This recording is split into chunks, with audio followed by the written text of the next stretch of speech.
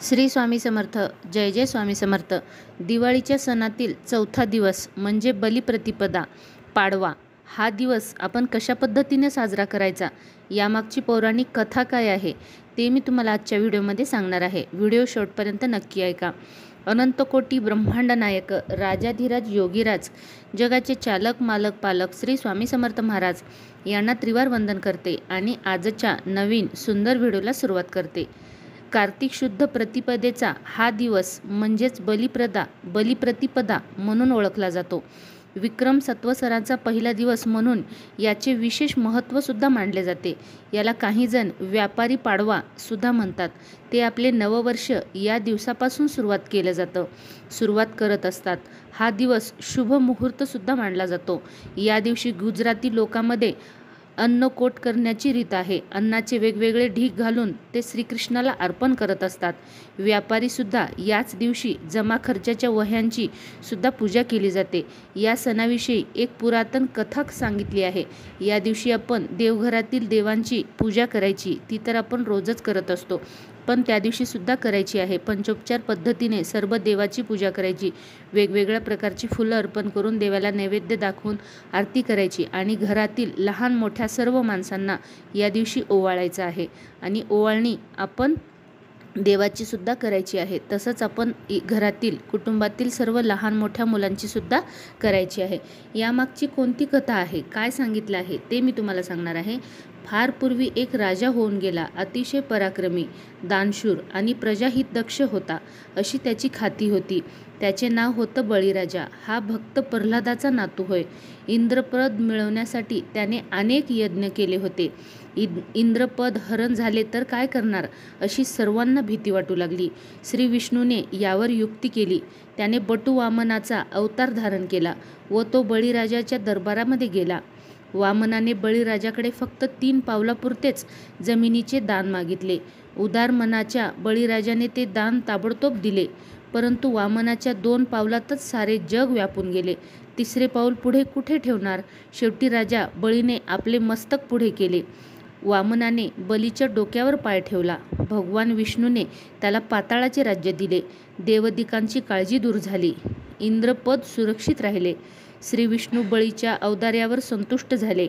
बळीराजाची सेवा करण्यासाठी भगवान विष्णू त्याचे द्वारपाल झाले. तो दिवस होता बलिप्रतिपदेचा. या दिवशी बली व त्याची पत्नी विंध्यावली यांचे चित्र काढून त्यांची सुद्धा पूजा केली जाते. काही ठिकाणी तर बळीची पीठाची मूर्ती काढून तिची पूजा केली जाते. आपल्याला जे शक्य आहे ते आपण पूजा करायची आहे. अशा कुठल्याही मूर्त्या जर आपल्याला काढायला जमत नसतील तर आपण फक्त आपल्या देवांची पूजा करून देवाला नैवेद्य वगैरे दाखवलं तरीसुद्धा चालू शकते. शरद ऋतूतील गोकुळातील लोकांनी इंद्रांचा उत्सव सुरू केला होता. त्यावेळी श्रीकृष्णाने सुद्धा यांना असे सांगितले होते की गोवर्धन पर्वतामुळे आपली उपजीविका होते, तेव्हा तुम्ही इंद्राऐवजी गोवर्धनाची पूजा करा. त्यांनी तसे करताच इंद्राला खूप राग आला. त्याने गोकुळावर मुसळधार पाऊस पाडायला सुरुवात केली. 2 दिवस झाले तरी पाऊस काही थांबतच नव्हता. सारे खूप घाबरून गेले आणि श्रीकृष्णाला शरण गेले. सर्वांचे रक्षण करण्याची विनंती केली व ती श्रीकृष्णाने मान्य केली.